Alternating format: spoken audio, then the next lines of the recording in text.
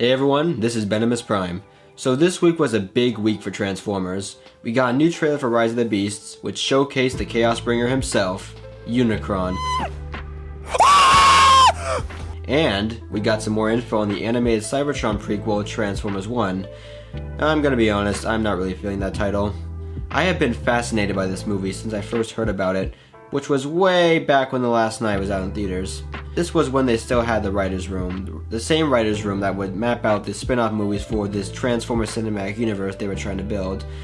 But that's no longer happening because The Last Night bombed in theaters, which resulted in Bumblebee being reworked into a reboot while this animated film became its own thing. And yes, this was supposed to be in the Bayverse, but now it's not. With that said, let's talk about what we've recently learned about this movie. So according to Lorenzo de Bonaventura, longtime producer on the Transformers movies and the person that everyone in the fandom loves, this is going to be a pre-war film. That means it's going to be before the Cybertronian War, and I've seen some people complain about this. And to be honest, I do not get it. We've only explored the pre-war Cybertron in novels and comics and some flashbacks, but nothing truly mainstream. So to see a movie about this concept is exciting to me.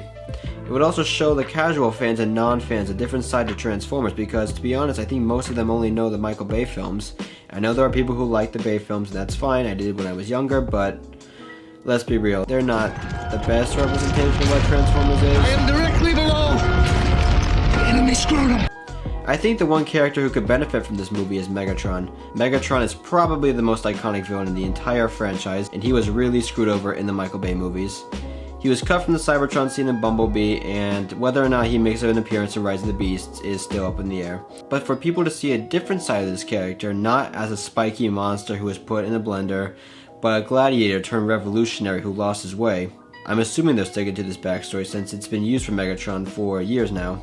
And what I said for Megs could also go for Optimus Prime as well. The first Bay film had a good version of Optimus Prime that was later ruined by the 4 films that came after. That's the Prime that people think of, or at least that most people think of.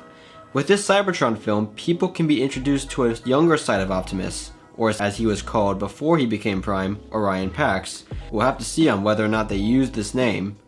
Rise of the Beast is also showcasing a different Optimus Prime, one that's more skeptical of humans and throughout the film forms a connection to them. I just hope that these 2 iterations of Optimus Prime are better than the Netflix version. That's all I ask. We are not the Decepticons! I also like that Alita 1's in this. She's an underrated character and I'm happy that she's in more TF media. I'm also surprised that Sentinel Prime is in this movie. I didn't think he would be. And I like that Alpha Trion is in this because he's tied to Prime's character and Bumblebee's in it. Because why not? Now we know that ILM is animating this. They're the company that did the CGI for the Bayformers movies and Bumblebee. They didn't return for Rise of the Beasts, most likely because the studio wanted a cheaper studio, but they're returning for this one, so it's good. Well, what is the animation style going to be? Well, judging from Lorenzo's comments, it seems that they might be going for something photorealistic. I say this because he compared it to animated films like WALL-E and Rango, which were also animated by ILM. Rango has a more photorealistic style, and that's probably what they're going for, and I'm all for it. Or, they could do something like Spider-Verse, and I love the Spider-Verse animation, and I like the impact it's made, but I gotta be honest, I don't even know if that style could work for Transformers, but I'm happy to be proven wrong. Now let's talk about the voice actors, because this surprisingly isn't as controversial as I thought it would be. Animated movies in the past decade have opted for celebrity voice actors, which has worked well for the most part, but not all the time. But I like there to be more professional voice actors in these roles. With that said, I'm fine with the voice cast for this movie. I gotta admit, Chris Hemsworth as Optimus Prime was a strange choice at first, but it's something I'm open to and I'm looking forward to seeing what he'll bring to the table. Brian Tyree Henry, Keegan-Michael Key, John Hamm, ScarJo, and Lawrence Fishburne have all done voice acting in the past. Anyway, those are my thoughts on the Cybertron prequel, Transformers 1. Make sure to like, comment, and subscribe, and I'll see you guys in the next video.